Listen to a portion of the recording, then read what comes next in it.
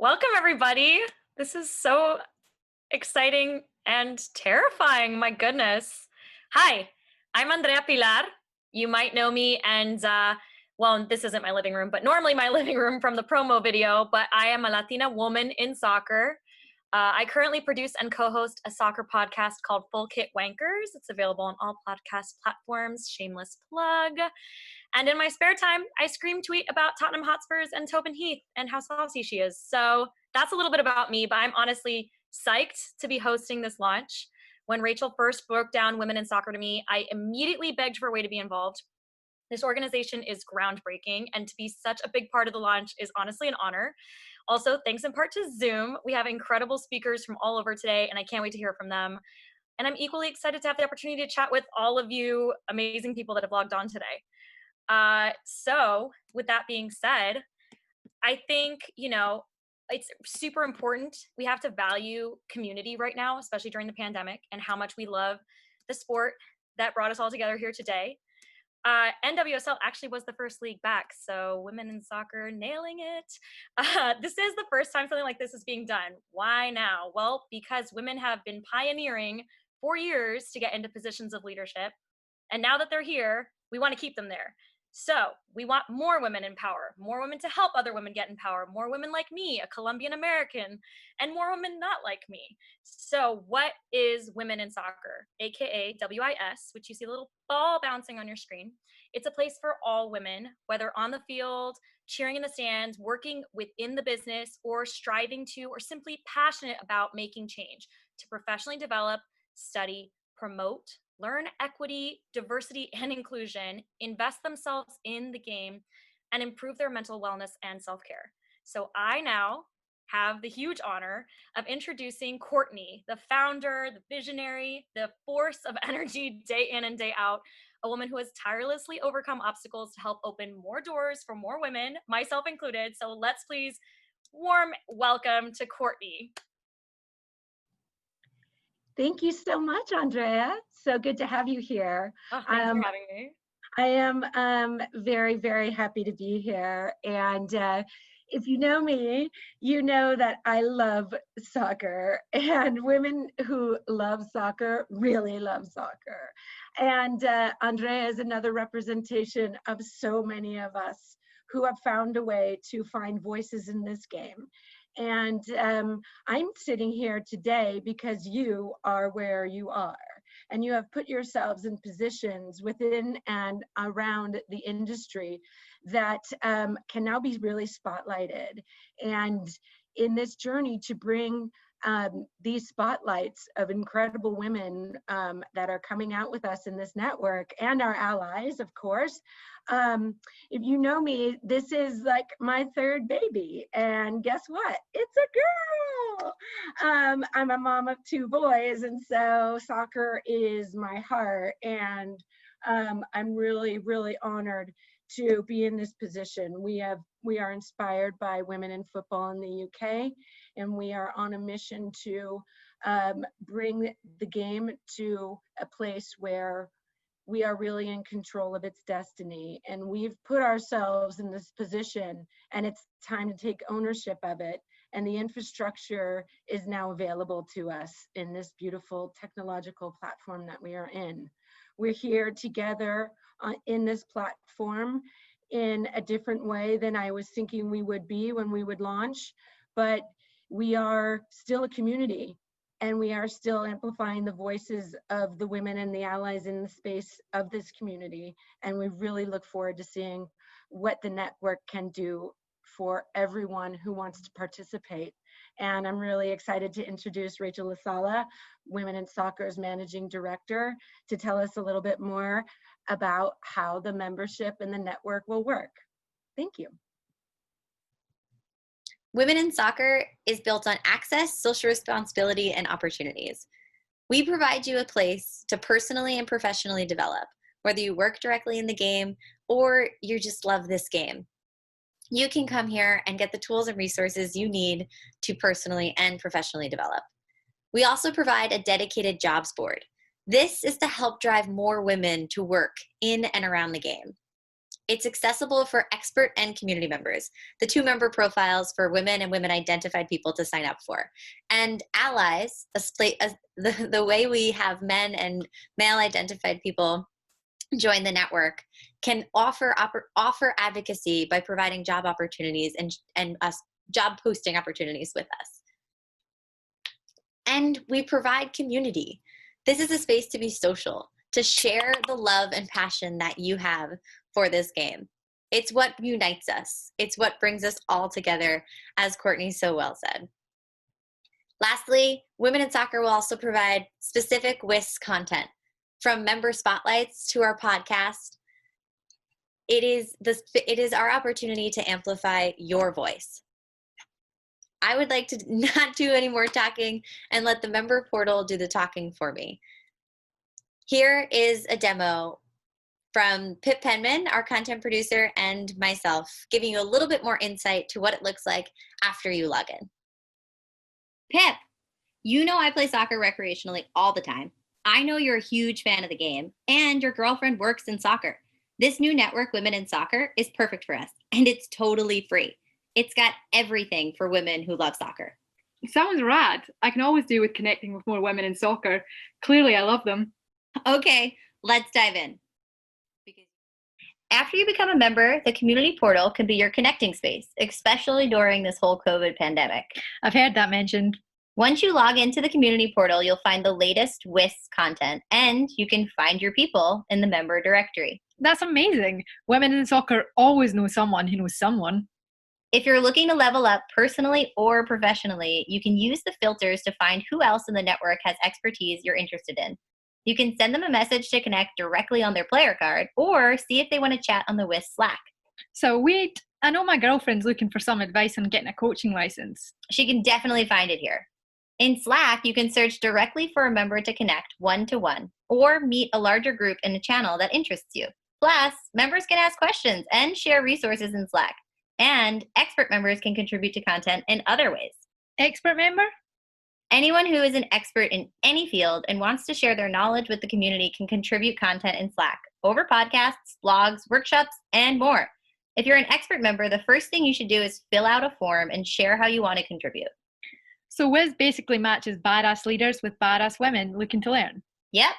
There's also a WIS jobs board dedicated to pushing more women into professional spaces. It spotlights the jobs so members actually know about opportunities, since before you know it, The team is all men and women are represented. bingo. WIS is hosting an intervention. The ally members of the community, yes, men can join as allies, can't access the jobs board. They're here to advocate for more women in industries like soccer. What about people who don't want to work in soccer? They're welcome too. Our experts in our jobs board cover so many different fields. The main connection is we all love the game. Plus, you, as a fan, Pip, can find your people to tune into a virtual watch party or something. Oh, this sounds class. A Scottish footballer in New York City. People are going to want to know that story. There's a thing called WIS Member Spotlights, which interviews and highlights all the rad things WIS members are up to. It's always fun to check out. The Founders is up now. Awesome. I can't wait. Last thing, you'll get a WIS player card as your profile when you sign up. So choose the membership right for you, upload your best snap and the information you want to share with the community, and jump in. Player card level fame already? Man, this WIS thing works fast.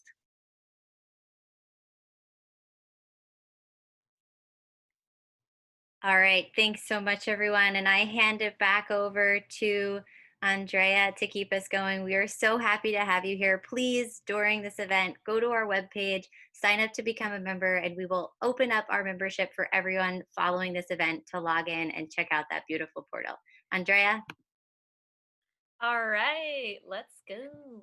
So I want to go over what the events like for today are going to look like. So we have an agenda. It's right there on your screen. We are going to start with a little trivia.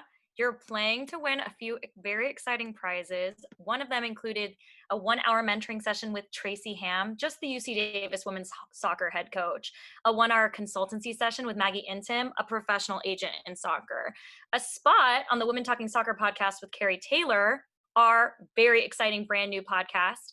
And there's a photo contest, and whoever already submitted is submitted to be a winner. A print of the U.S. women's national team stars Alex Morgan and Rose Lavelle, photographed by Sam Mewis, courtesy of Gold Clip, one of our membership partners. So let's start with a little trivia. From our YouTube trivia, we told you to study. In 2017 to 2018, former U.S. women's national team coach Jill Ellis was the blank highest paid coach in the USSF. Which is it?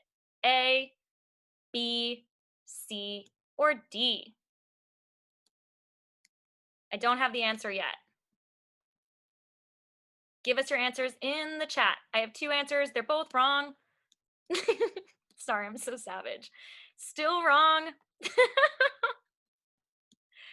All right, we got our answer. We got the correct answer, and it's from Savannah Hoover. Savannah Hoover, you won the first trivia question. Congratulations. And thank you, everyone, who participated as quickly as possible. I do appreciate the speed. By the way, we do want to congratulate the women's national team with a special shout out to the Players Association, Becca Rue, for moving the dial a little closer, another victory in the lawsuit for equal pay. Thanks to our sisters at Find Her Football and the media outlet Just Women's Sports, to name a few, for keeping us abreast of the updates. And now it's time for our first segment, and it's time to introduce, honestly, a New York hero, a hero of mine, someone that needs no introduction, one of NWSL's finest, Sky Blue FC's general manager, Elise LaHue. So take it away, Elise, and I'm so excited to watch this segment. Hey, that was quite the intro. Oh my goodness. Okay, here we go. I got this. I want to thank you, Andrea, for this lead-in. I really appreciate it. This is cool to get to be the lead off for this Women in Soccer. Really the lead off for the event for this organization. I got to give a shout out, obviously, to the team in the background. We've got Courtney, we've got Rachel, we've got Pip, the wizards behind the curtain. Don't cut me off for that bad joke, okay? Just let me stay. Also, Courtney, I gotta ask, I don't know why, I offered to do a tic-tac-toe with Elise LaHue over Zoom as one of the prizes. I don't know why that got rejected. So I'm sorry, everybody, that one, got wiped off the slate. But without further ado, I am here to celebrate diversity, one of my favorite topics. I think this is the perfect way to lead in an event for women in soccer, is to celebrate diversity. I don't want to do all the talking on this one because I've got three, speaking of badasses, on this panel that I'm going to really just lay out the red carpet for. I want to let them talk. This is about hearing their backgrounds. I'm just your little moderator over here, so I'm going to let them talk. We've got a limited amount of time here. I know that these three, in my conversations with them, we could have a 2-hour panel easily on this, so I'd like to do a follow-up at some point. We'll do a separate, longer panel with them. But without further ado, I want to introduce our three panelists for today. And I'll go ahead and let them introduce themselves a little bit further. But we've got Aries Pickett, Yewande Balagoon, and Chanel Weasley. The three of you, I'm going to let you guys take it from here. Introduce yourself a little bit on your title. And if you don't mind, as a lead-in, I'd love for each of you, since this is the topic of this panel, just tell us a little bit more about what celebrating diversity means to you. So let's start with Aries. Where are you at? Hi, everyone. My name is Aries Pickett, and I am the head of HR at the National Women's Soccer League. I'm so excited to be a part of this event, so excited to be a part of Women in Soccer. And celebrating diversity, for me, means celebrating representation in race and culture and all type of backgrounds, and really understanding that we are all different and we have different perspectives, different experiences that should be recognized, it should be acknowledged, it should be celebrated, and most importantly, welcome. So true diversity is true representation for me. Thank you, Aries. Appreciate that. And we'll pass it along now to Yewande. Hi, hey everyone. Thank you all for being here. Excited to be here. Again, my name is Yewande Balagoon. I am currently the assistant women's soccer coach at UC Davis. And I guess celebrating diversity means, to me, is just seeing the differences in the people around you and loving and accepting them, not just in spite of, but because of those differences. I think we as a society got into this habit of talking about tolerance, and the idea of, who someone is should be tolerated is like really important to me, actually. So, I mean, I think just celebrating it just means loving and accepting those differences and encouraging everyone to live in who they are each day. Getting a lot of nods on that one. That's a great answer to lead us into. And Chanel.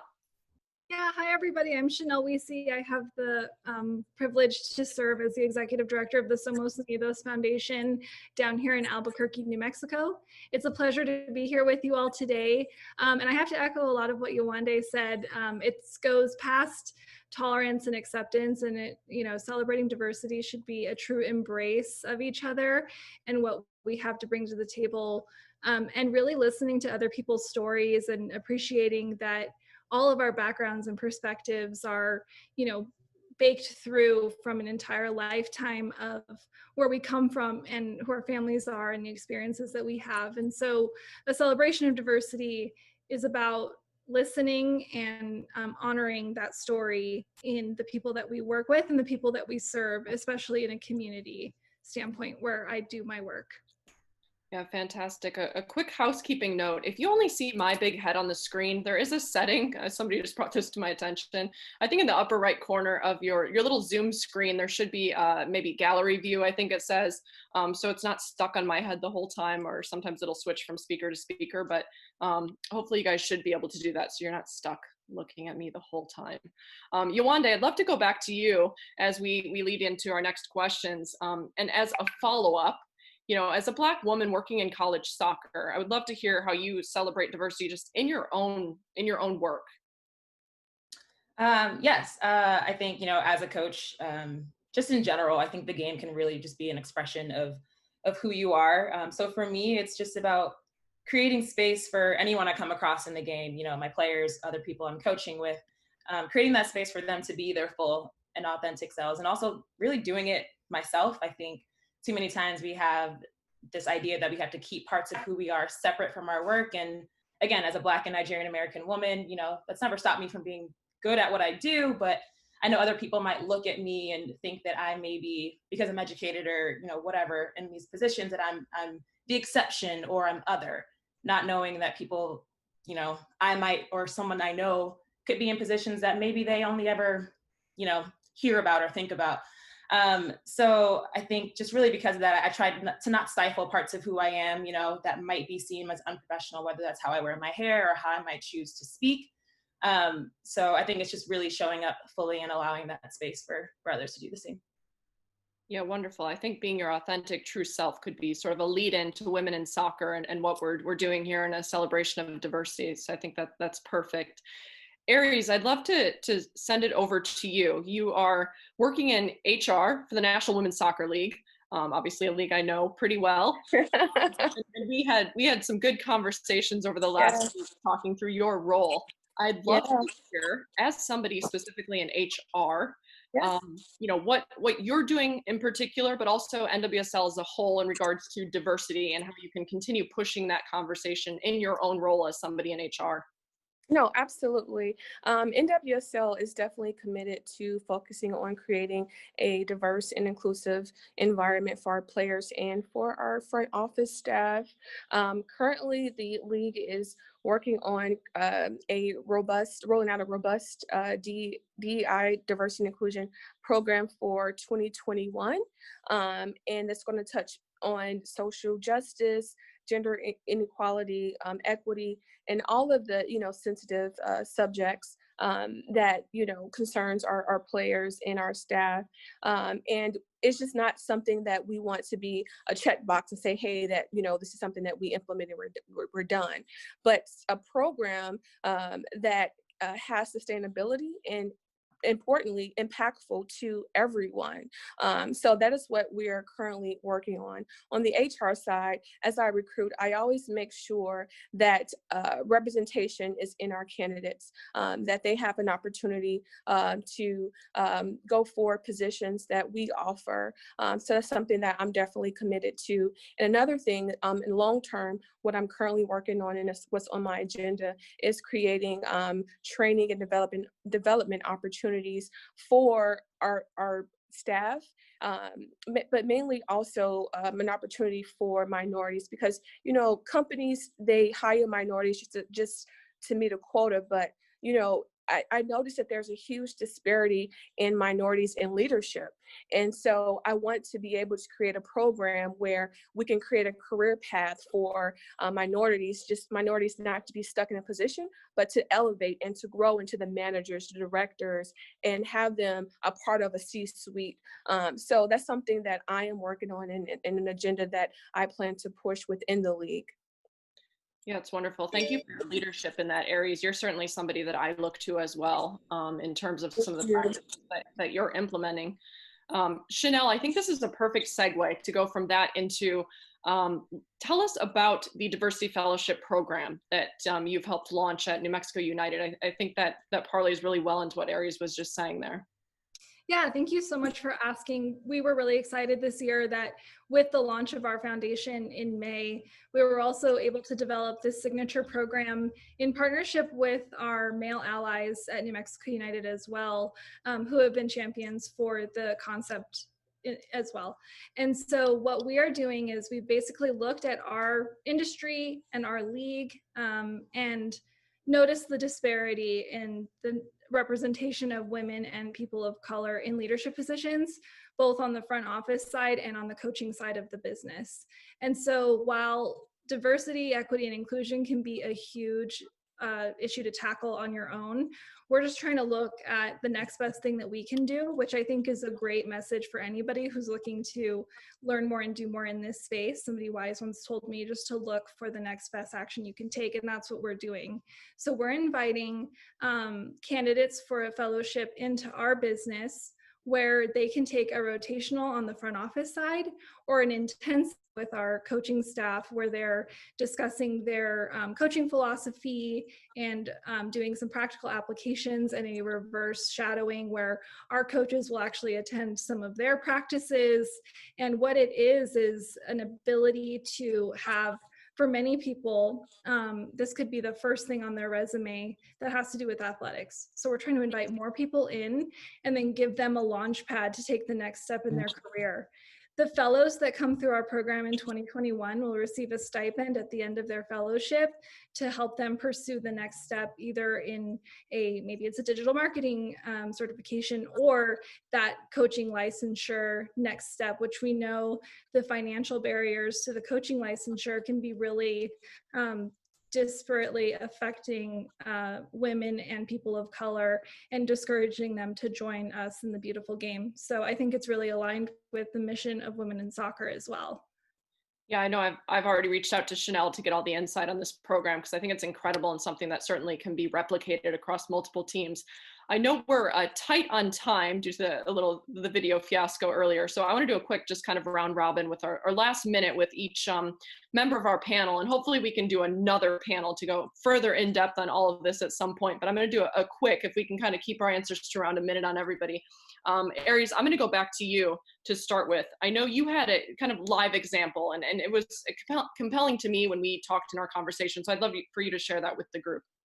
Absolutely. And I just want to talk about, in regards to what you said, an example of my impact in influencing the decision to officially make Juneteenth a paid company holiday, not just for 2020, but indefinitely, and the impact that I had on that. So first I want to shout out to our commissioner, Lisa Baird, for really being the force behind that and inviting me into the conversation and just the decision process. It was such of a great impactful moment for me, because I was then allowed the responsibility to educate and to explain to our staff why this day is important, why we should celebrate it. And it's just not a day just to be for a paid holiday. And coming from a company where Martin Luther King wasn't even celebrated, and being a part of an organization where that day is celebrated, and now we're celebrating Juneteenth as the only African American at the time being a part of this league, that made me feel so proud because I was seen, I felt heard, and I felt recognized. And, the fact that, the commissioner wanted my buy-in, wanted me to get the opportunity to communicate and explain the importance of this day. It was just a very, very impactful. So it's more where that came from. Like, I'm just so happy to be, I get chills thinking about that, because it was so important for me as an African American. And we're doing big things, we're pushing for change, and it's more where that came from. And I'm so excited again to be a part of the league and to be in the position where I can influence decisions such as that. I'm biased, but well done, NWSL. I like Thank that. Thank you. Yolanda, I'm going to bring it back to you for your quick minute here, but you're a member of the UC Davis DEI advisory committee. Tell us a little bit about how that works with students and how you're really promoting inclusion through that. Yeah, absolutely. Thank you for asking. So the DEI Advisory Committee, essentially it consists of student athletes, coaches, and staff dedicated to creating an environment of equity and mutual respect, specifically for our student athletes, but within athletics as a whole and the entire Davis community. So student athlete representation comes from our Student Athlete Advisory Committee, comes from our Coalition for African Diaspora Student Athletes, and Athlete Ally, which champions inclusion for the LGBT community. So to give you an idea, some of the work we've done this year was we've created a hub for anti-racism resources for student athletes, staff, the community, and also coping and trauma resources for those who are directly affected by racism. And currently we're working on adding courses within athletics surrounding LGBT inclusion in athletics. So for us, it's really just about giving our student athletes that platform to have a voice. They're more than athletes, and a way for us to kind of say, we see you, we hear you, and you belong here. So yeah, it's rad to see all of this in live action and all of your inclusion within that.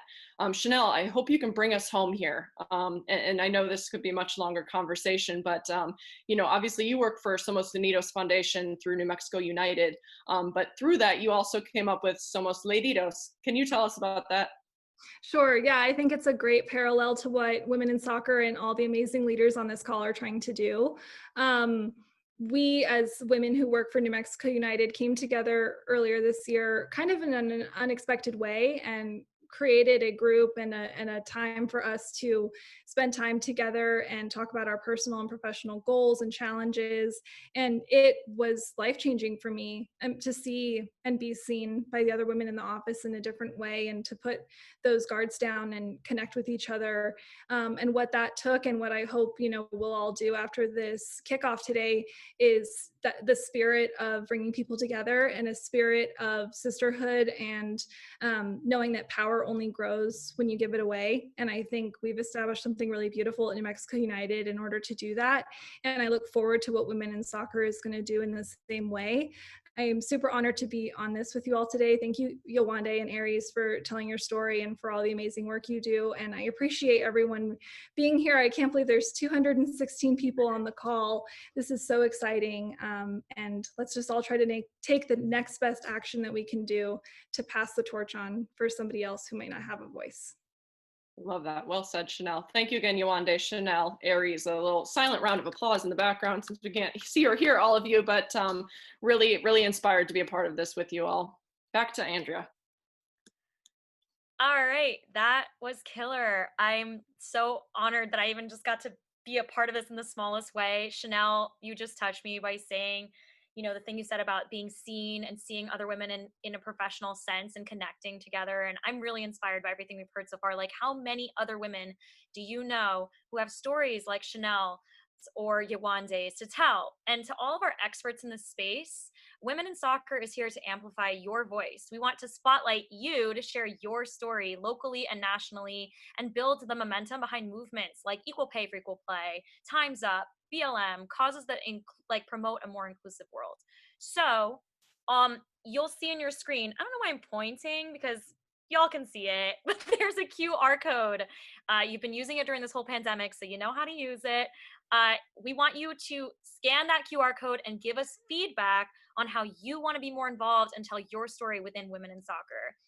Like, once there's directions underneath, you open the camera app, point the camera at the QR code, tap the link, and fill out the information. It gives you all sorts of options on what segments and types, like how you feel like you can contribute to the organization. We want to hear from you.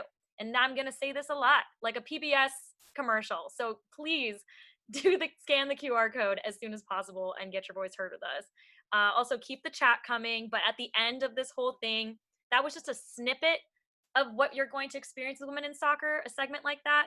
So just remember that afterwards we have open networking. So just keep your questions, remember what you wanted to ask every expert, and remember that this is part of being a part of this organization. So we have our second trivia question coming up. So I hope your speedy fingers are ready. Also from our YouTube trivia. And it was even on our social media. So if you don't know it, get on that social media. Follow us at Women in Soccer on Twitter, on Instagram. But 40% of women play sports. What percentage of sports media coverage is dedicated to women? We have A, 7%, B, 5%, C, 4%, or D, 3%. So what do we got? Oh my God, so quick, the speediest fingers. Oh my God. So crap. Sorry, I have to scroll so far up. Okay, the winner is Sade. I'm so sorry if I said that wrong. Sade, beautiful name. You won. Sade Allende with C, 4%. That was sort of tricky, but you guys all nailed it, and good job. Great job, Sade. I apologize. I'm terrible when people call me Andrea, so I really understand. Let me introduce segment number 2, You're an Investment. We have an incredible host for this segment, a veteran, a retired professional soccer player with the Houston Dash, and a proud mom, Haley Carter, to lead us in this segment. So Haley, take it away. Hey, everybody. Thanks for joining me. I think we've got Maggie. We're just waiting for Maggie to pop on with her video, I think.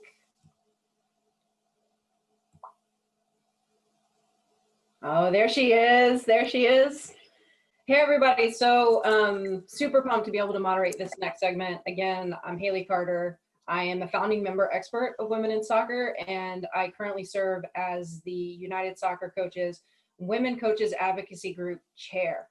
And I'm joined today with 2 really kick-ass women, Carrie Taylor and Maggie and Tim. Carrie is a technical consultant with the Jamaican Women's National Team, and Maggie is the founder and CEO of Trinity 3 Agency. And I'm going to take a page out of Elise's book, and I'm not going to steal the thunder of our moderators. I'll go ahead and turn it over to them so they can each give you a little bit more of the 411 on their background. So Carrie, why don't we start with you? Sure.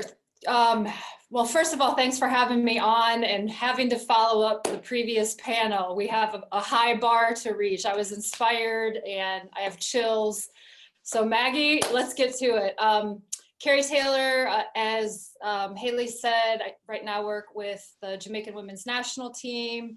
Previous to that, I was with San Diego Loyal of the USL, and had the wonderful opportunity of getting to coach within men's professional soccer, a licensed coach, have been a college coach on the men's and women's side, a big advocate for women, and I'm very, very honored to be not only on this panel, but a part of Women in Soccer in general, and will be and am doing the Women Talking Soccer podcast for Women in Soccer.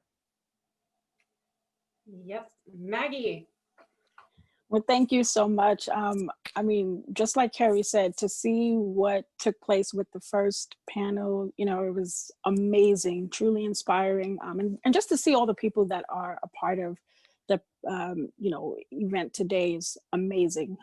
Like we said before, I'm Maggie and Tim. I'm the founder and owner of Trinity 3 Agency, as well as a FIFA and United Soccer Federation agent.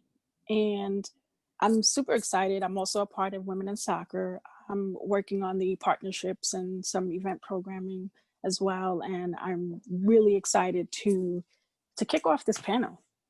I'm ready.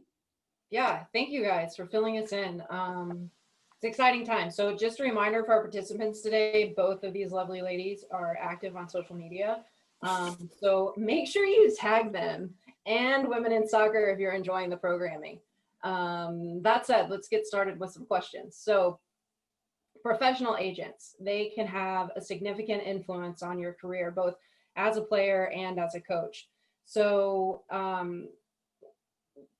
I'll ask this question, I'll pose it to both of you and you guys can decide who wants to answer it first, but why do you think it's important to make that investment in having an agent? Maggie, you go first.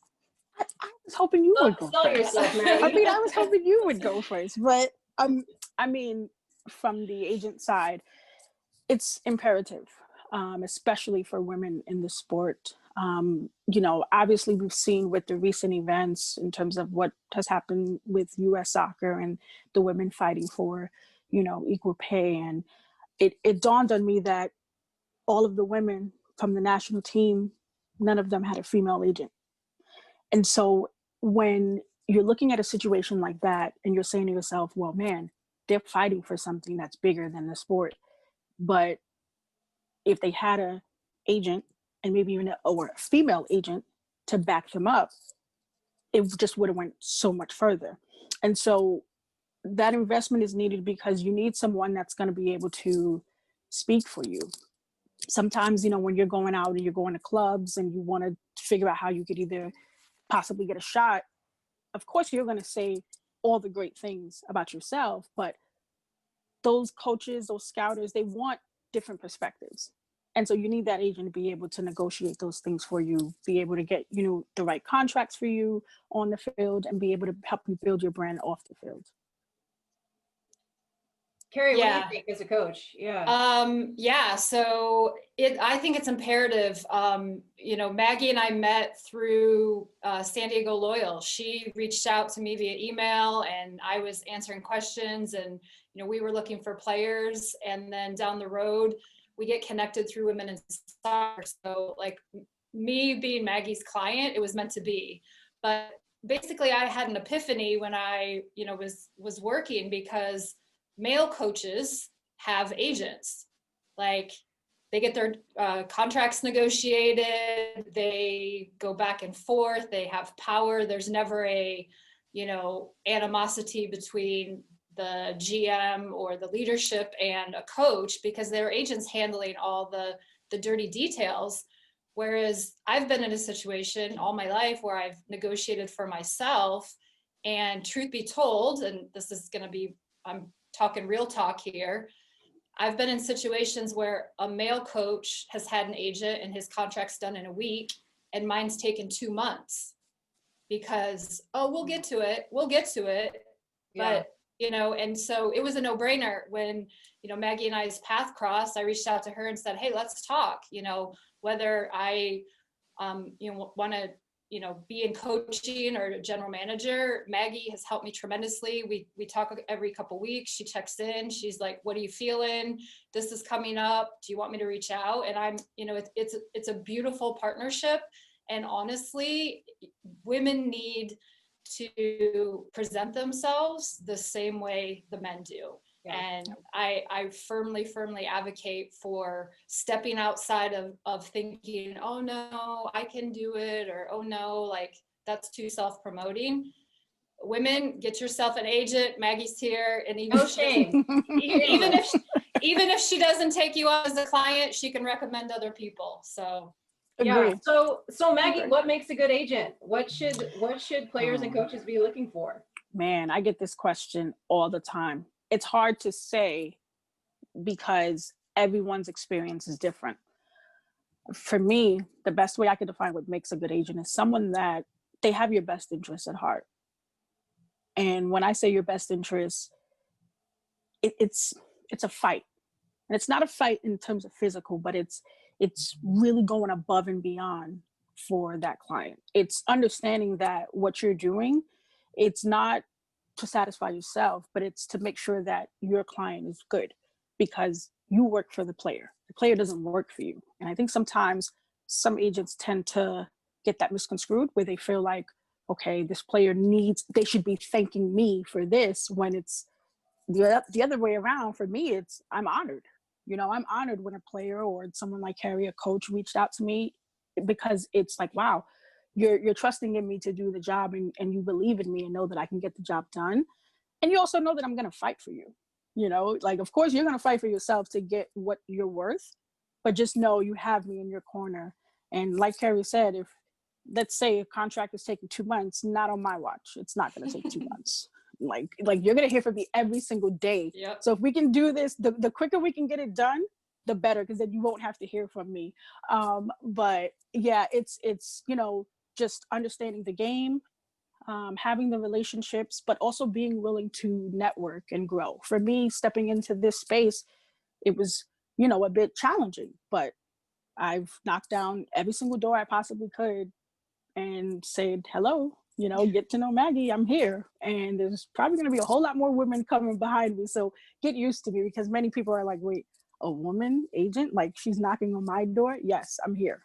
And there's a lot more that's coming. So it's, like I said, it's just understanding the game, knowing, your player, just being able to really present what your player's worth, and fighting for their worth and making sure they get what they're supposed to get. Yeah, Maggie, so interestingly, you represent Carrie being a coach, and you also represent players. And because of that, there's always the inherent potential for a conflict to exist. So, one of the questions I have for you is, how do you manage a potential conflict? And to caveat that, like, what considerations do you look at before accepting a client moving forward? That's like a two-part question. I know, I hate you with that. I've heard we've got until 3:50 Central Time, so we've got 7 minutes. Okay. So the first part, in terms of conflict, I've luckily, knock on wood, I haven't been in any conflict in terms of, a coach and a player, like I said, knock on wood. But in terms of that, I think just dealing with that, it's, trying to do everything to avoid the conflict. Trying to do everything to avoid that. So if that means it may be a conflict that the coach I'm representing is on one team and there's a player that I think should really play for that team, but we may have to find, another solution for that. And then in terms of your second question, what makes it good? It's so much for me, but to sum it all up, it's really about the player's vision and their goals. Every player that I interview must have goals. They must have a vision. A huge requirement is the community, being able to do something within the charity foundation world. I'm very big on philanthropy and just giving back. And if I see that a player is not really interested in that, without me having to ask them, they don't make the cut. I dig that. I appreciate your values and your ethics. Yeah, can I speak to something Maggie just said there? Like, she interviewed me.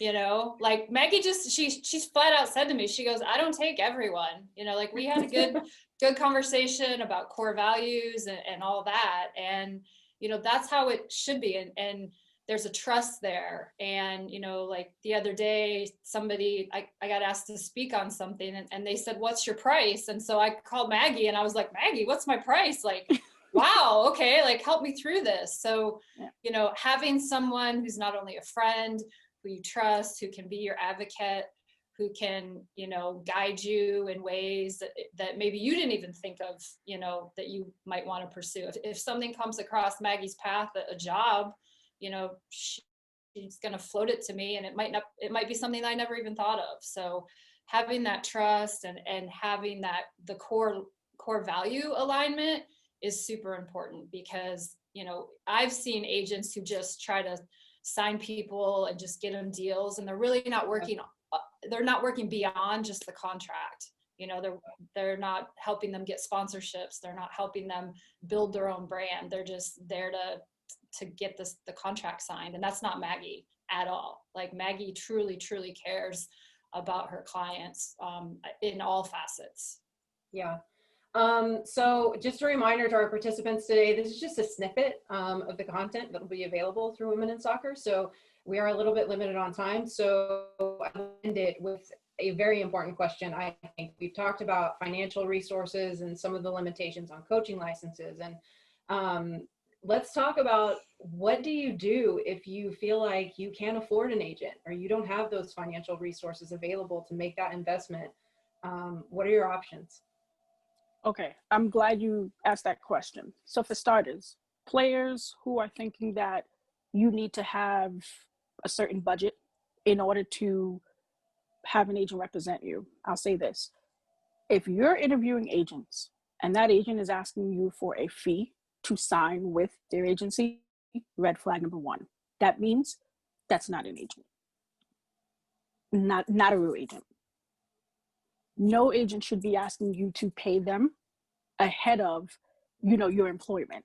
So if you're unemployed, which, obviously you're looking for a team, and you're signing to an agent and they're telling you need to pay a fee to sign with my company, red flag. Red flag. Yep. So it's not about, once again, it's not about, the payment and what you have to pay to sign with that agent.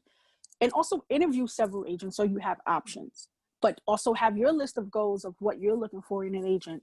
And if those agents keep talking about money, 9 out of 10 times, that's not going to be a good relationship, because then that just tells you that they're all about just the money and they're not about you as a player and growing. But for me in particular, anyone that's, looking for representation, you should not have to pay an agent. Anytime you pay that agent is obviously once they're able to, There's a deal. yeah, they're able to secure a deal for you, and that's a part of the contract. That's the standard. But anything prior to that, no, red flag. Yeah, I think that's important, Absolutely. right? Yep. Carrie, do you have anything to add on that? No, I mean, absolutely. And, to be honest, like Maggie and I have that understanding of when what lands some, the next contract or whatever, that's when the payoff comes. And, she's never once asked for money or mentioned money, and but she does her work for me. I found out the other day she reached out to a team that I didn't even know she reached out for me. So she's out there working behind the scenes. And yeah, a friend of mine was like, "Oh, I heard your agent called so-and-so." And I was like, "Oh yeah, she did." And I'm like, "Oh, she did? Okay. All right." Oops. So no, but that's what I want to convey is if you're truly worth your weight in gold as being an agent, you're advocating for your clients and they don't even know about it. So, that's the beauty of having that extra person out there that's working for you and with you to achieve your goals. And, it's a special thing. So Maggie, I want to say thank you. Like it's been great. And I appreciate you. Yeah, so thank you guys both for your insights on this. Unfortunately, we've reached our stopping point. So as we close the segment out, I want to again encourage our attendees to sign up with WIS, to get involved, gain access to more discussions and content such as this. And make sure you stay on and get excited for Andrea's next trivia and the open networking. It's going to be great. Thank you so much, Haley. Thanks, guys. Thank you, Haley, Carrie, Maggie. That segment was so illuminating. And as someone who has an agent, that is a great agent, but Maggie speaks exactly the way that you would want an agent to be speaking to you as a representee. They work for you. She looks like she works tirelessly for the people she represents. So I'm so psyched to see a woman agent of color in soccer. It's unheard of. So incredible. And we want to see more of you out there, women in soccer, doing that. Guys, the QR code, it's gonna be there. I told you I was gonna talk about this a lot, and I wasn't lying. Please take a picture of the QR code, open it out, let us know, because so many of you have such interesting commentary here in the chat. Let us know how you would like to contribute to women in soccer. This is an open platform. We want to hear from you. Now, in the name of investment, we'd be remiss not to mention the recent move of the Utah Royals to Kansas City. It's very exciting for some reasons. It's a little bit fraught for others. There's a bit of a challenge with Sporting Kansas City as far as sharing a stadium. But what I wanted to talk about is just that we had Elise LaHue on here. Sky Blue have recently partnered up with Red Bulls to use the renting out their stadium. And as someone who was never able to travel to Sky Blue games before, who's a local New Yorker, it's very exciting to see Sky Blue in a stadium that they deserve. And so we want to push that kind of partnership and that kind of allyship. Women in soccer investment conversations, go big. We welcome these conversations to help create actionable solutions. So now, without further ado, I'd like to reintroduce Courtney and our segment 3, professional development on and off the field. Take it away, Courtney.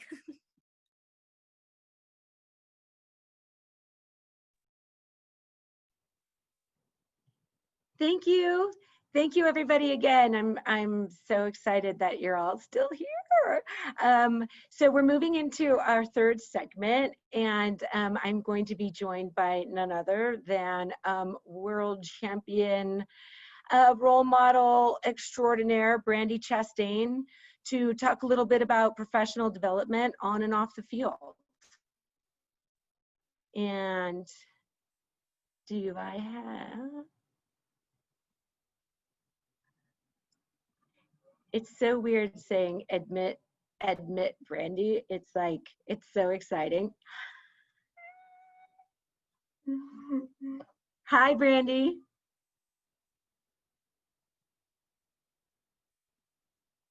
Hello. How are you? I'm very well, thank you. This is a great day, and you were looking bright and cheery, and I love your sweat top. Hey, thanks, girl. Very nice. Thank you so much for being here and for rolling us into our third segment here about professional development on and off the field. I'm so thrilled because, you know, you're one of the most recognizable figures in the world, right? But we love to hear what you're doing off the field now and how that ties into our value of encouraging, promoting professional development.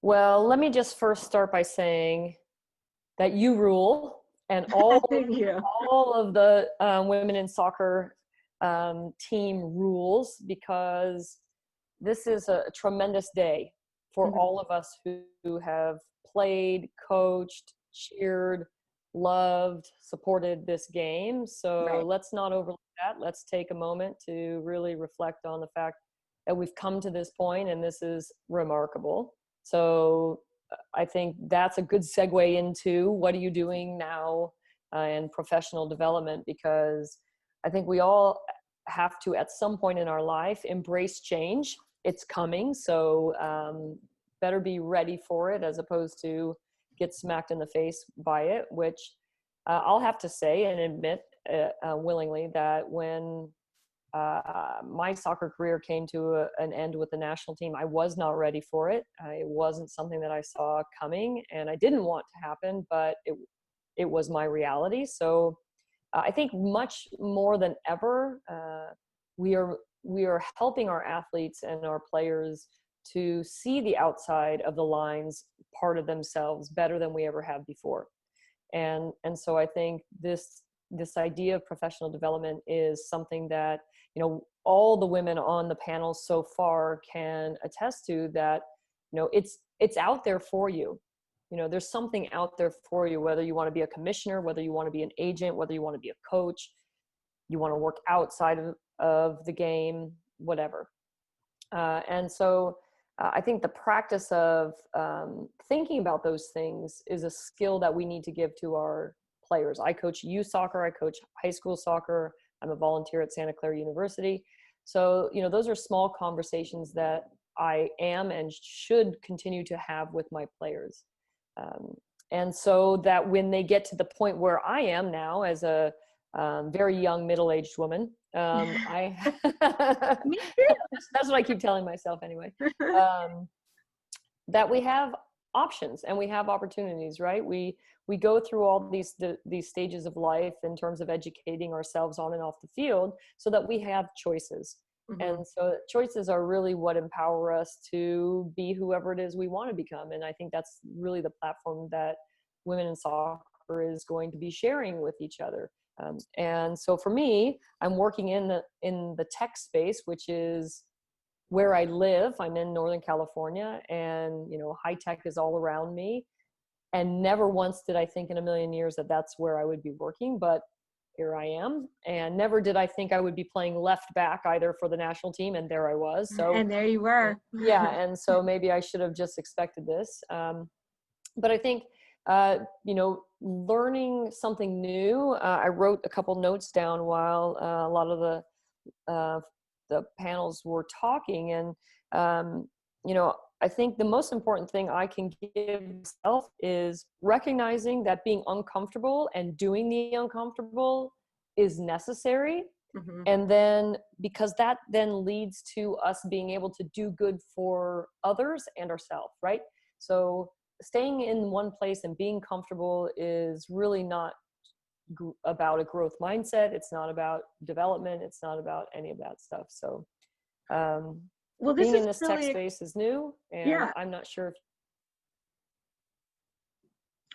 I'm sorry, I didn't mean to interrupt. Please go ahead. Are you frozen? She might be frozen, ladies and gentlemen, but it'll give me a chance to say that I'm actually here in Brooklyn, New York, and we are at a hotel that in 2019 ESPNW hosted their event here, and Brandy and Bree Scurry and Christine Lilly and Foudy were on the stage, and the women in the room, it was an energy that you know, is felt, and they wanted to know what all of these women were doing, and they hadn't seen them together in the same place at the same time in a while, and they are dying to be a part of their story still, and in that being supporting what they're doing.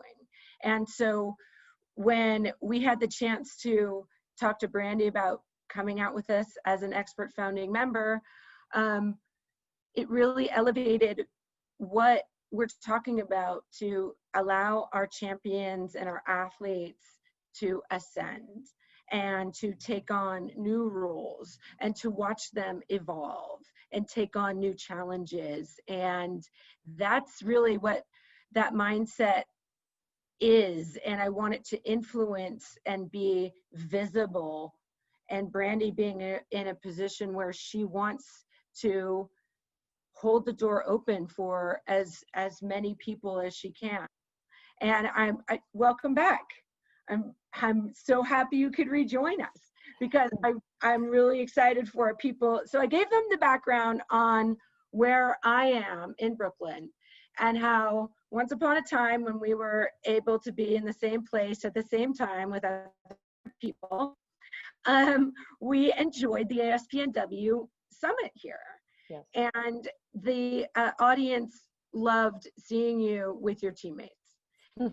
And you guys have been a part of our story now, and we're happy to have this visibility again with you, and to see what has evolved in your life, that you can now, in this platform, inspire others as they're in that change, in that transition from one setting professionally or personally to the next, and how that makes you uncomfortable, but there's something about that discomfort that's leading you somewhere. So please tell us a little bit about City Cheers. Oh my gosh. And how our network can support you.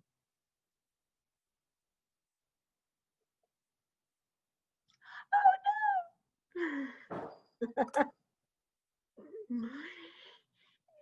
I mean, she's the one in Silicon Valley, y'all, okay? No, we got this. So, speaking of visibility, okay, we want to put Brandy in a position of visibility so that she can inspire, mentor, connect, and hang, because she's in a participation space in soccer now as well. She's a supporter, she's a fan, and she's a mom, and she's a coach. So we want to really celebrate all those hats. And this will be the space where she is given free reign to have Brandy's Corner, and you can tune in to receive words of wisdom, gems of advice, recipes, okay? Because many people don't know Brandy is a championship chef. And there are so many parts of women that are in the women in soccer community. And this is a space where we celebrate all of them and make it really easy to participate. And so for such a celebrated figure in the game, we are going to use that any way we can to leverage our collective power and reconstruct a COVID-struck, social unrest-struck soccer culture that we all need to rebuild through the lens of EDI. And the more we can have visibility around the faces that are in this network already, that do represent how diverse it actually is, that's normal to us and maybe your network, but it's not normal to the world. So this is the space where we're going to normalize it, and we're going to put people we're going to expose people who are working in the game in your faces enough where the normalization will integrate. It's funny that, okay, yes, Brandy's side, because people who know me, they're like, oh no, get Brandy back, because Courtney's about to like hide, get on a train that she can't stop. So I'm going to turn it back to you and tell us about Cheers and everything we can do to support you. Well, I think first and foremost, again, it's really important to remember, I think, as women, not to try to be perfect first before we give something a try. I think that's been proven multiple times through studies that most women won't go into something, or even, as we were talking about earlier, advocate for themselves for that promotion because they don't feel they're perfect. So I'm over that. Perfection is not here. It's not living here. I'm perfectly imperfect. So I'm embracing that. But so many girls need to hear that, right? And this chasing of perfection, it's so draining for their mental energy, right? Yeah. And so I'm working with City Cheers again. We are a tech. Can you hear me? Well, look at that. Well, look at that. I have my friend here, Miss Rebecca Lowe. Thank you so much for joining us. Please take it away. Hello, ladies. I'm trying not to swear. You can F and blind as much as you like. I just wanted to pop on here and just surprise Brandy. Oh, look at that. Look at my smile. My smile. I can't wipe the smile off. For everybody watching, Brandy and I go back about 9 years. Yes. Yeah. That's right. And I just thought I would just very quickly crash your amazing Kim Brady's just written hilarity. Crash your amazing day. And first of all, congratulations everybody on the Women in Soccer initiative. And I know Brandy's going to explain about City Cheers and stuff as well. But Brandy, I'm going to be here 2 minutes because I have to go pick up little Teddy from school. But I'm popping in to say to you, Brandy Chastain, Manchester City are not winning the Premier League title. Shut it, Rebecca Lowe. You heard it here. Just don't be a hater, Rebecca Lowe.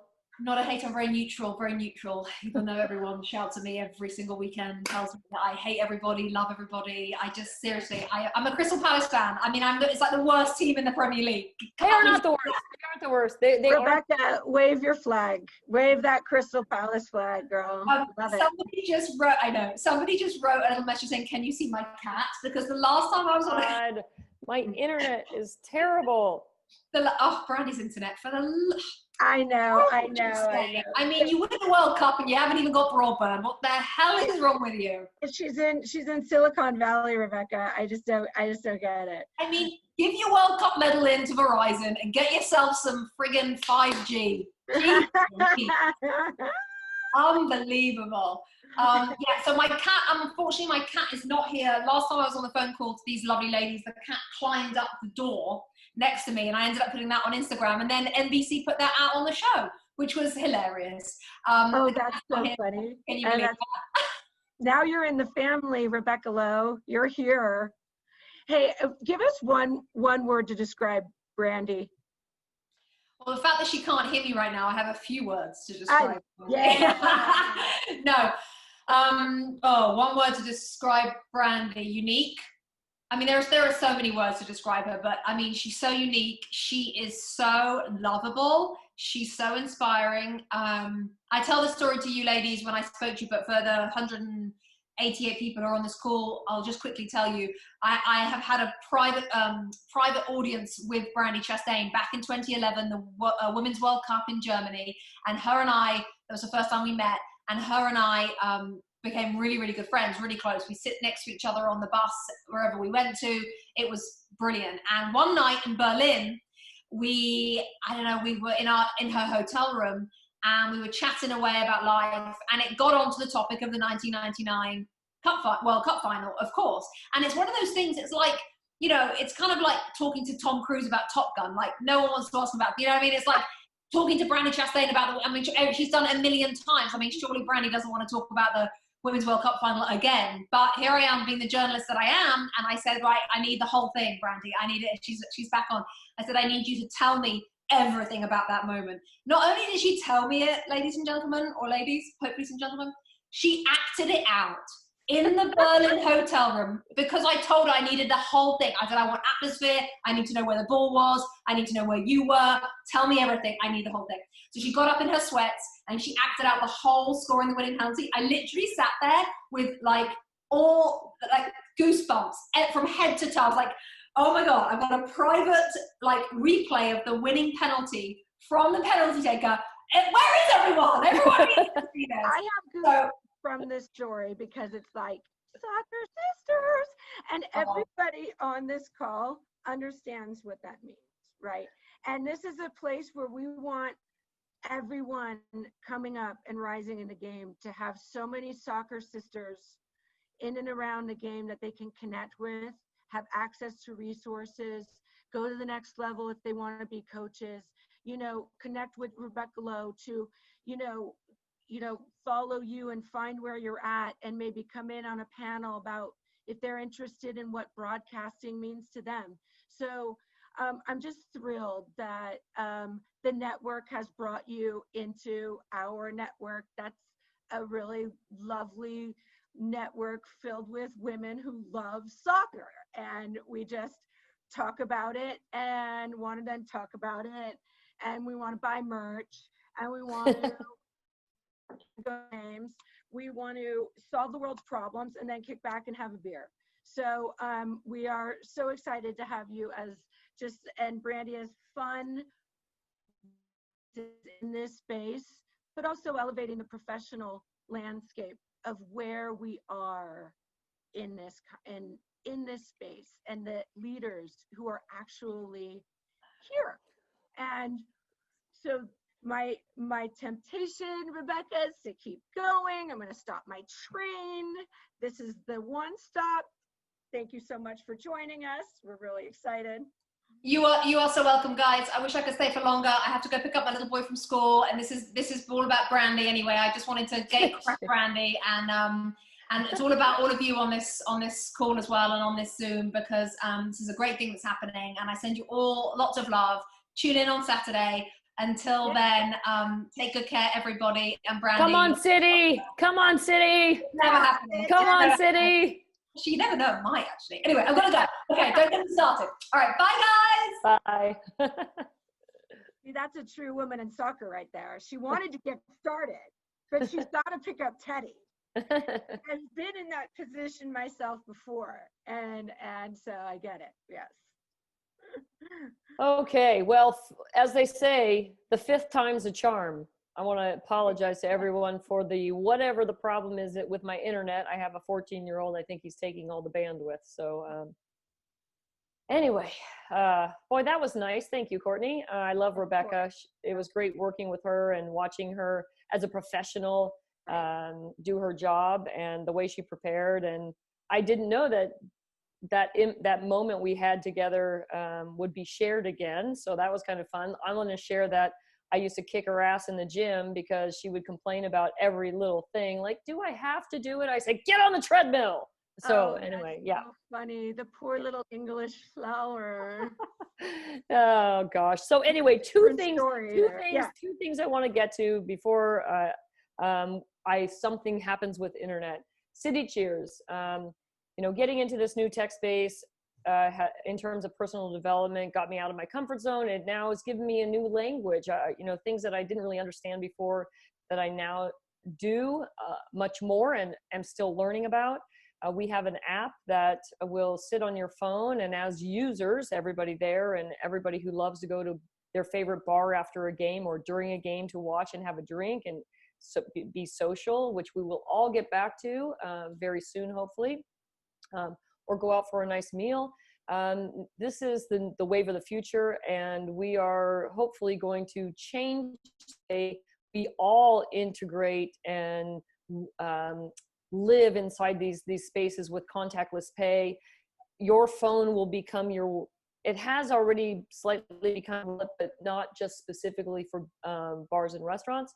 And that's what we're going to deliver. We're new and we're building, and we've had some recent hires, and I actually would love to grow a female workforce. So if you're interested in the tech space, if you're interested in getting into this this arena, let me know, because I've already been speaking with one former, her name is Crystal Thomas. She's playing for Washington, and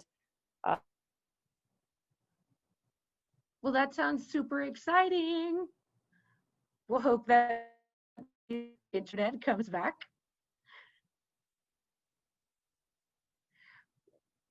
I believe the workforce Brandy is talking about is an opportunity for supplemental income, perhaps if you are coaching, maybe working in, or maybe in your graduate program, just out of college, or thinking about what you're going to do, and you have a great, you're looking to build your skill set.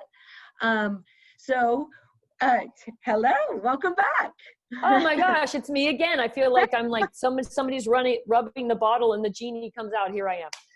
Anyway, so I want to create a workforce of women who want to be involved in tech. If you're out there and you're interested in something new, you live anywhere across the country, awesome. We should have a conversation.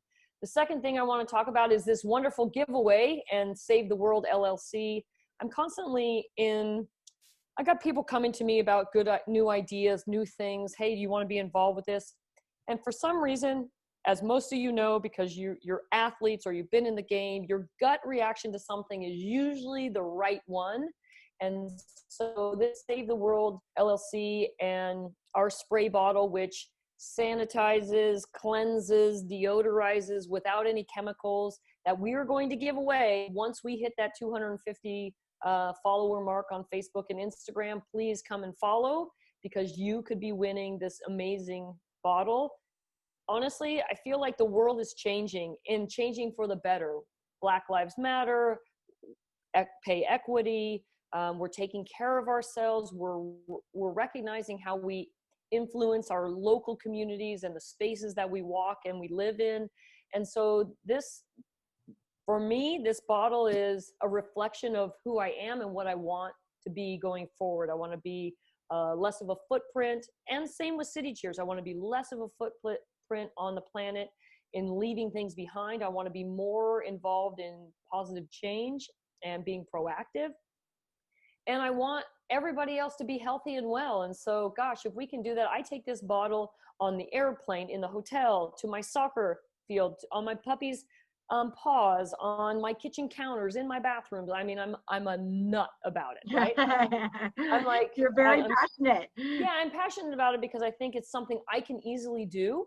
Yes. In my life, that I can replace something that I know is not good, and it actually makes me feel better. Like, my mental health state is better by this physical action I get to do. So please. Well, we like to feel like we have a little bit of control in where the spaces that we're moving in, right? Yes. And today on Ellen, they gave the bottle away as one of the gifts. So that was kind of exciting. That's an exciting thing. And hopefully everybody will see it and say, go to savetheworldllc.com and improve your space as you can. Awesome. Thank you, Brandy. Yeah. Cool. So everybody, guess what? There's a space for you to connect with Brandy, to follow up with her about the things you just said. It's called Women in Soccer. And we're so excited to be sharing the platform with you guys tonight.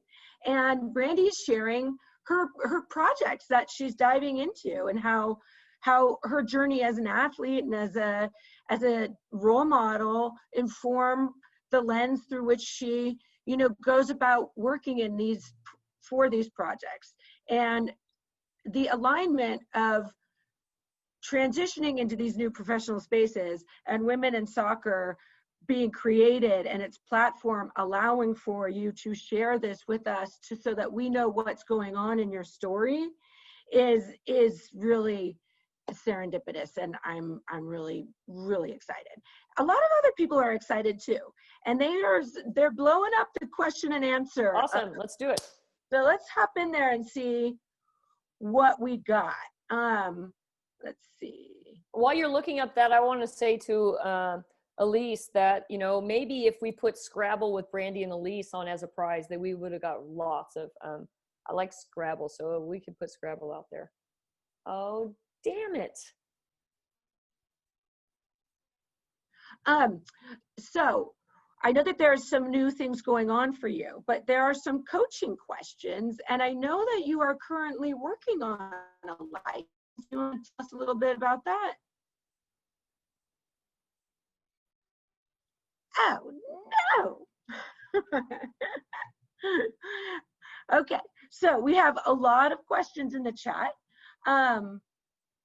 Let's see. Is she when she leaves and comes back, it seems to work. I see that there's a Scrabble throwdown from Elise and Brandy that honestly, I'm really intimidated to get in on, because like Courtney, let's do it. We can have do you allow 3-letter words? Well, my vocabulary is very colorful for those that know me, so I don't know if those are allowed on the Scrabble board, but I would be happy to participate. Okay, because I'm like, okay, are these some academics I'm going to be taking on? But all right, thanks for making me feel like I can come as I am, Elise. That's one of your real gifts. WIS game night. It's come as you are. Okay, all skill levels. I'm in for a game night. Yeah. I decided to put my jersey on. I figure since we're meeting again, I might as well. I should have been doing wardrobe changes this whole time. You totally should have. Dang it! This is my Julie Ertz from. Oh, no doubt. France, so go Broncos! There we go. All right, also go Bears. Give me a question. Give me a question. Okay, there's a lot of coaching questions. Okay. And I know you're currently working on a license. That's right. You want to share a little bit about that? Yeah, so I'm doing my senior A because my dream and my desire as a soccer person is to one day coach one of our youth national teams or be a part of our national team, or who knows, maybe doing some coaching, managing of an NWSL team. We'll see. That would be I just fantastic. Lost you again. Gosh, no, I got you. Oh no! Left. It's like dun dun dun.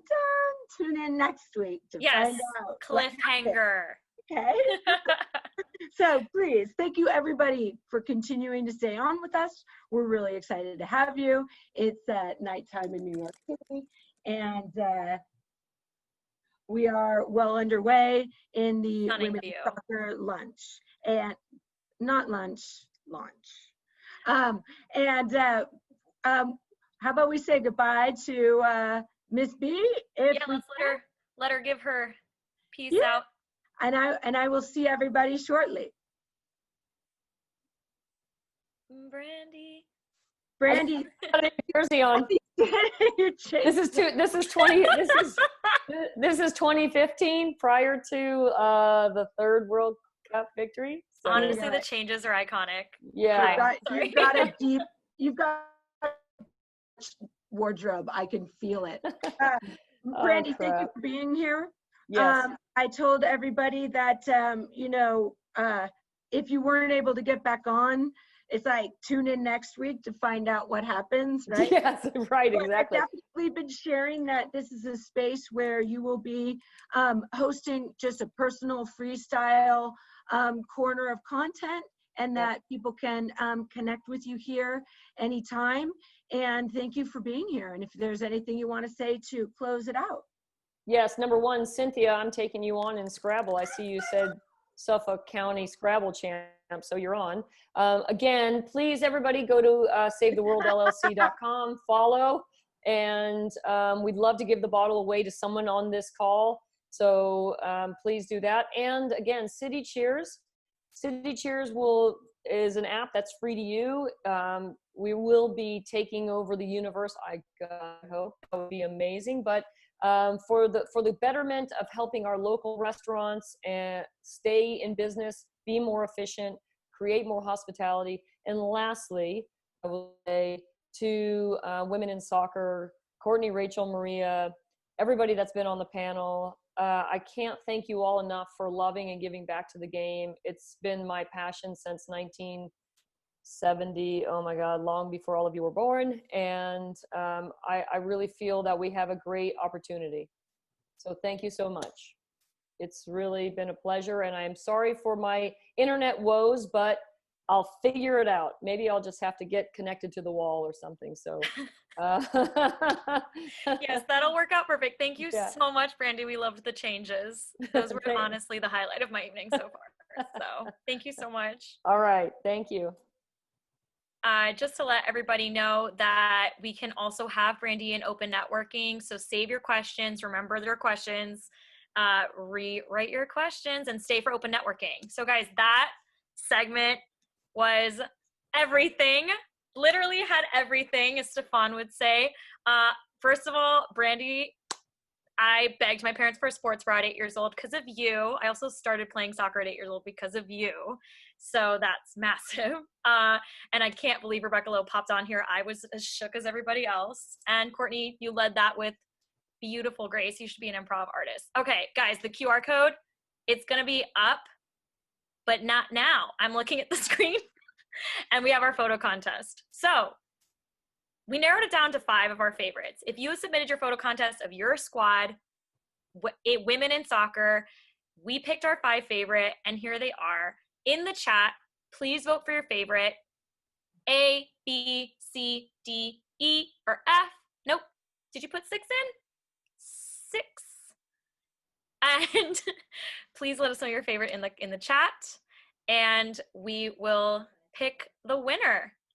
Oh, we have a lot of people voting for my favorite as well, but that's fine. All of these are wonderful photos, and I was delighted to receive them. Oh yeah, we have potentially an overwhelming winner, but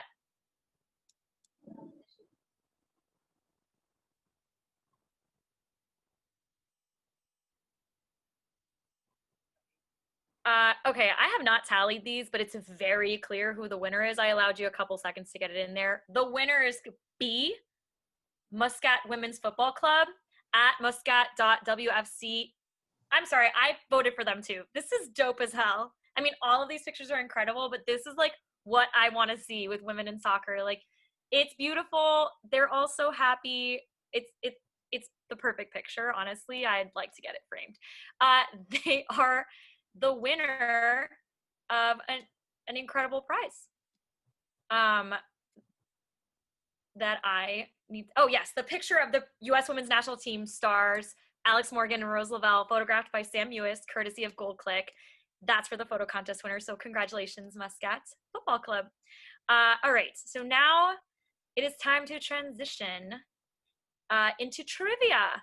There's 3 in a row this time. Whoever gets them all right will take Goal 5 swag. So yes, I understand it's more work, but it's very exciting. You get something physical to take home with you. So there you go.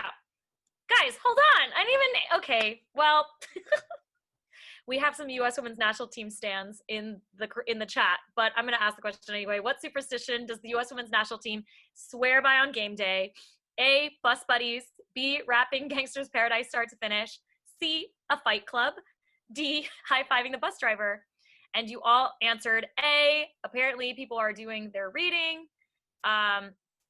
Who got there first? Oh my gosh, there's so many to comb through. I'm really apologize.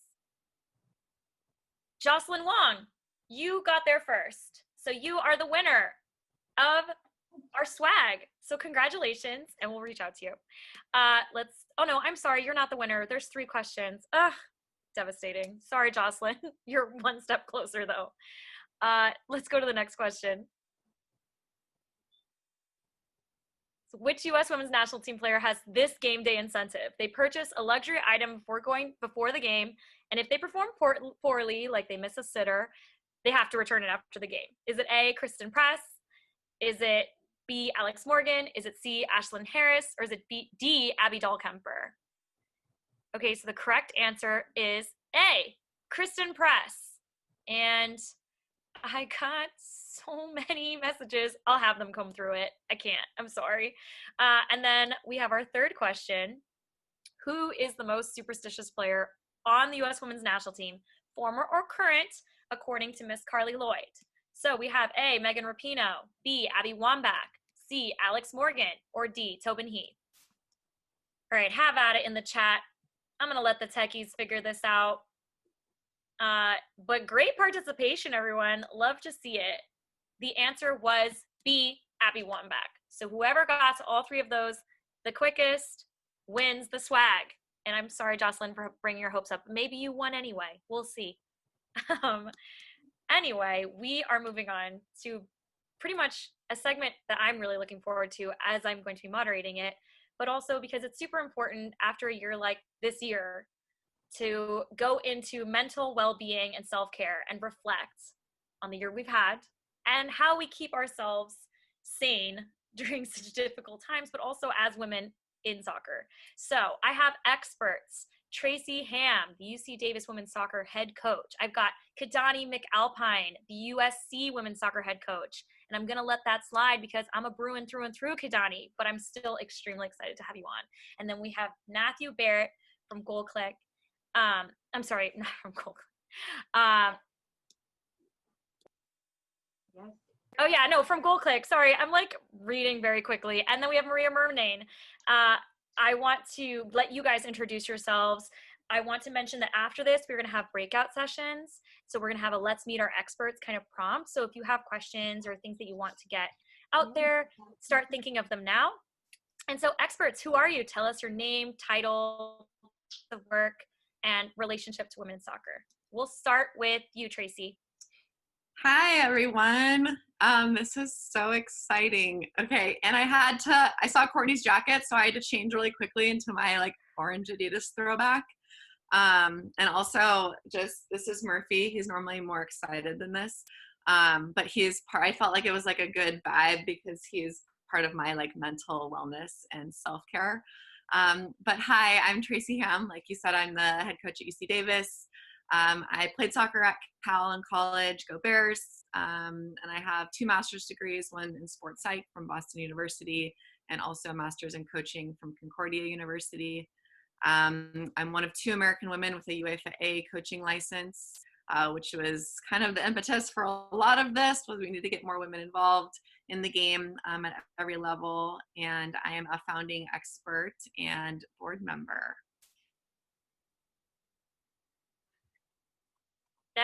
Awesome. Next, we'll have Kadani. Welcome, Kadani. Just give us a little bit about yourself, where you work, your title, your name, everything. Yeah, Kadani McAlpine, from Huntsville, Alabama originally, currently in Hermosa Beach, head coach at the University of Southern California for the women.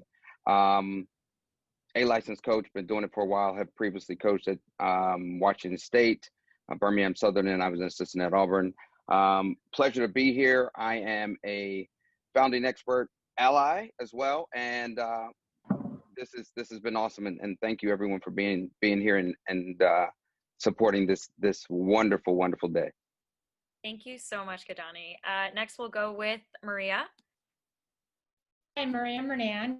I am from California, but I live in Brooklyn. I'm right around the corner from where Courtney is, and as soon as this is over, I'm going to head over there for a drink. I think I'm the only founding member of Women in Soccer who actually doesn't work in soccer, which is pretty cool because I think there's a lot of you out there who are like me. You love the game, you play the game, but you don't work in soccer. I'm actually a writer. I write novels, romantic comedies. And one of the highlights of my life was when Brandy told me that I'm her favorite author. So that's how we looped Brandy into this. So I'm super excited to be here. none of us in this group, we're not experts in mental well-being at all, but we're going to tell you a little bit about what we do, but we're not experts. But in the future, Women in Soccer will have real licensed people to give you better advice than we can, but we're going to do our best. Thank you so much, Maria. And as much as what she says is true, these are not like licensed professionals. We deem you to be expert at handling mental health and well-being. So there you go. I can spin anything, baby. And then lastly, we'd love to welcome Matthew Barrett. Good evening, everyone. Well, it's actually very close to being good morning here in Amsterdam, but it's very nice to be with you all. And thanks for that disclaimer on the expert status of our mental health advice.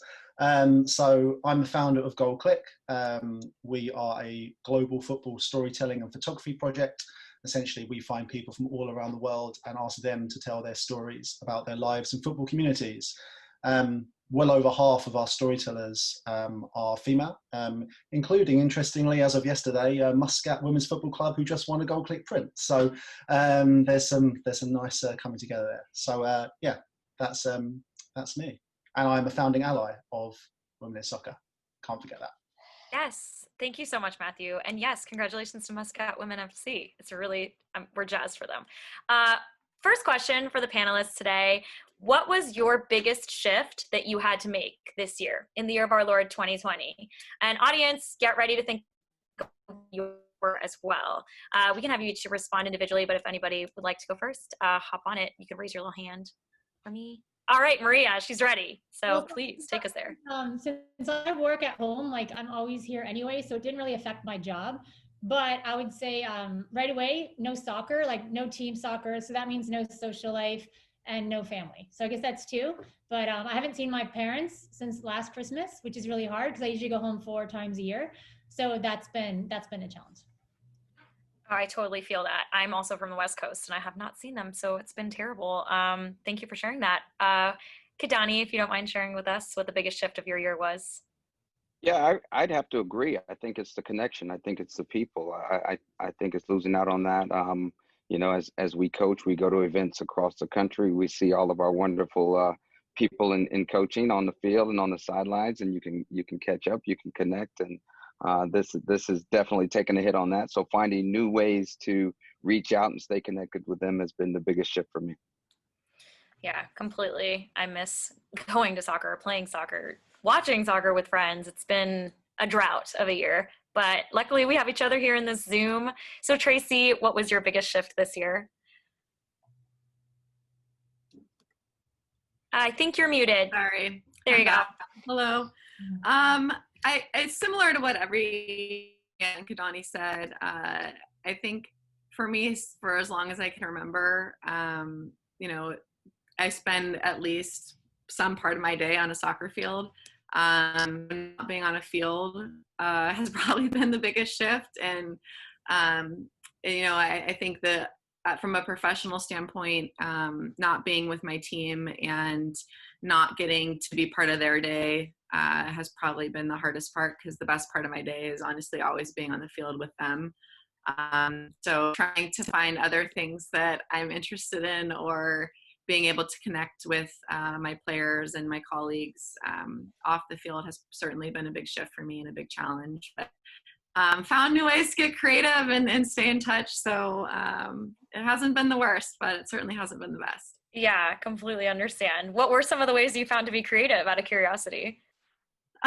Well, besides not unmuting myself just now, I feel like I'm a professional Zoomer. But, you know, just like sharing games and like doing, you know, team watching, you know, different events and stuff, and trying to come up with like different syllabus of different reading materials and just different like games and silly things, you know, virtually. I'm sure everybody in every different industry has tried to, you know, create new ways of staying in contact. But I've definitely spent a lot of time outside, not on the field, but hiking and running. My poor dog, again, is sleeping because he's like overworked. Like he's like overused injuries, I think. I'm like, I'm sorry, but still love me. And yeah, just, you know, trying to create different challenges. And that, I think that that's one of the hardest things that as a coach and as a player, you're always moving towards something and you're always trying to motivate people around you to be better and make a positive impact. And, you know, trying to find different ways to stay engaged with the community has certainly been a challenge, but there's like, the world has so many things to offer, and, you know, you really just have to kind of dig deep and figure out what it is that you want to do. But this has certainly forced me as a coach to, you know, broaden my horizons, I think, in terms of finding ways to holistically develop student athletes off of the field. Absolutely. Yeah. I mean, they're so lucky to have a creative coach like you that's willing to do all of this, you know, to get creative and come up with solutions for, you know, lack of personal connection. And Matthew, last but not least, how did you shift this year? What did you find to be a challenge, and how did you overcome it? Well, I certainly didn't plan on living in Amsterdam, but that happened, so I guess I leaned into COVID like that. No, I think it's a bit like Maria. I've worked remotely for a number of years now, so I was already a professional Zoomer before COVID happened. But I think the big one for me and for Gold Click was the loss of the major international events and even some major domestic events.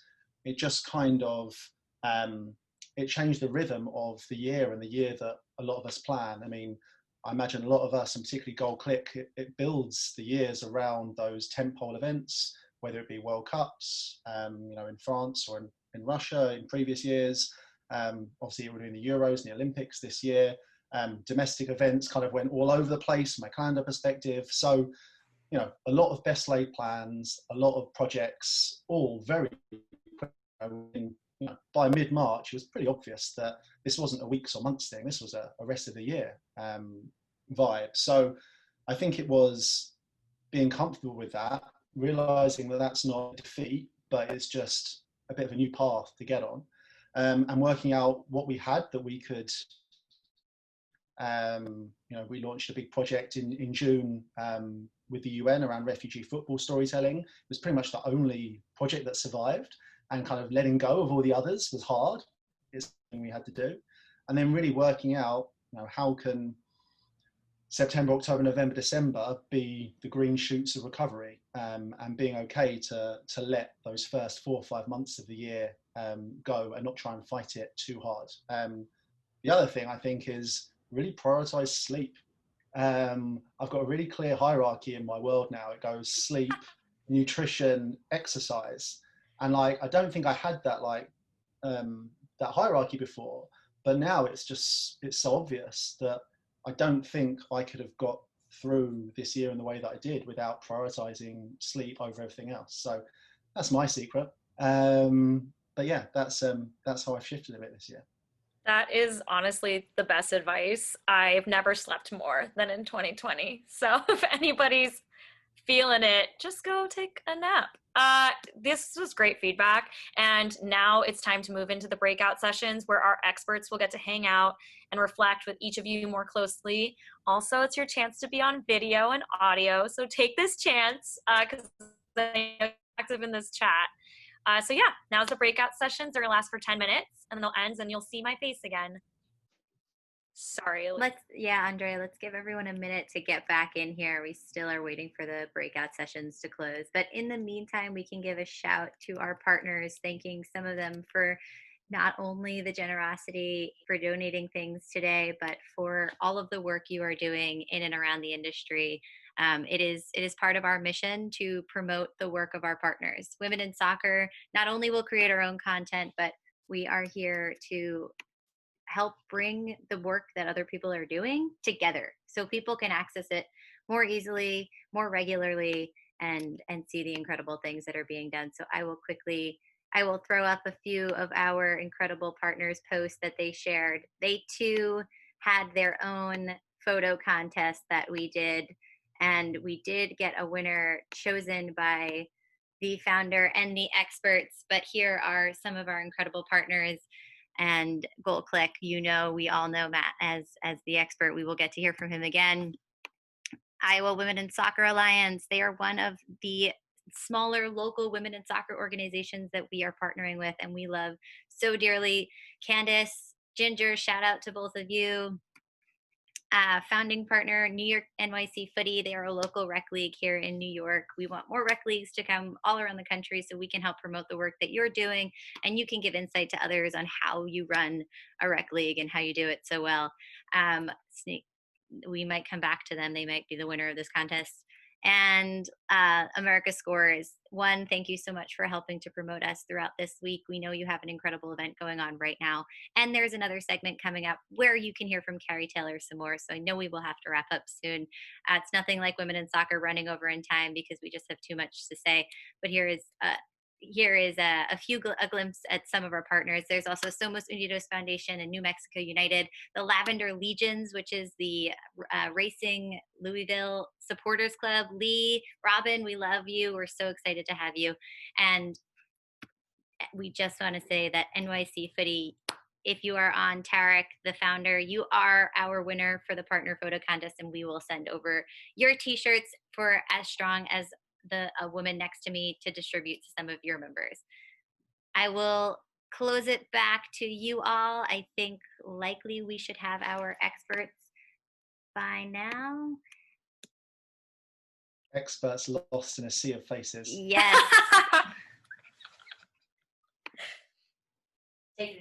All right. I think our experts are back. Love to see it. I hope everyone's breakout session went well. Sorry, I was trying to rush us all. I'm glad we took our moments. It was a very exciting 10 minutes. How did everyone's go? Does anyone have an organization they'd like to shout out that helps with contributing to their mental health and well-being? Take it away. Whoever, raise your hands. My experts, if you want to talk first. All right. I will start with two that were shared, and I know there's so many, but because it's in the Bay Area, so very, very close to me, and one of my former teammates organized this one, and it's amazing. Adam Murphy woke up for a second. Female footballers led by Cassie Gray, she's incredible. Definitely check out her organization. She'll be someone that you definitely want to network with. And then Girls Leading Girls is also based in San Francisco Bay Area, and they work with a lot of different groups and different young girls from all over, trying to give them an opportunity to play soccer. So those are the two. All right, awesome. What about you, Kadani? I'm not gonna lie, I was a little too slow to get to everybody in my group, so I apologize to my group. However, I am gonna shout out one national one, the National Domestic Hotline. It's a hotline for those dealing with facing domestic abuse.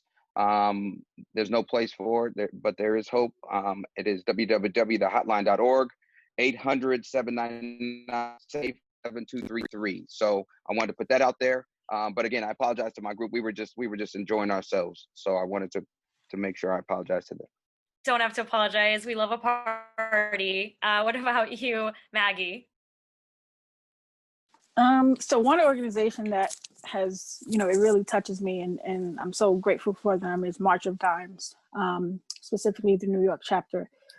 They do a lot, for National Premature Day, as well as just premature babies. Many people don't know, but I'm a preemie baby. So I've been doing that for the past 10 years. Every year, just, being able to help the community and just help premature babies. Amazing. I wanted to get to Maria and we were in a breakout session together and it was a blast. Do you have an organization you'd like to shout? Yeah, I want to share one that someone I love asked me to share this, so this is for her. It's the National Suicide Prevention Hotline, and that's 800-273-8255, and it's suicidepreventionlifeline.org. Awesome. That's such an important shout. Thank you so much. And then I don't think I've asked Courtney or Matthew, right? We were in the same one, so Courtney, you can go, and I can add one on as well. Well, we were in there together, just kind of talking about storytelling and stuff, and a little bit more from like the panel. But one of the reasons that I'm here is a tool called The Class with Taryn Toomey, and check it out. And it's a way to have some moving meditation and clarity of thought. And the day before this event because the energy has to go somewhere. Otherwise, it stays in my words. And I told you about that train that can't stop with my words. Right, Trace? Courtney, I did that class with you one time, and just for the record, I was playing soccer 5 days a week at the time, and I took the class with Courtney once, and I couldn't walk for like 3 days. Wow. My legs and my butt are so bad. And it's a little aside, but it's true. That is so helpful. I'm going to be looking into that. And what about you, Matthew?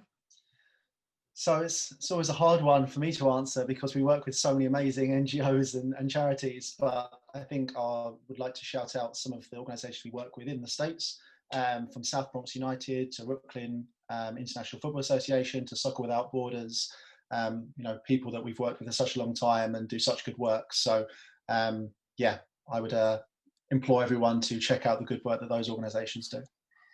All right, that is so helpful. We're going to have all those organizations listed for you guys and then some. Please don't hesitate to share some with us.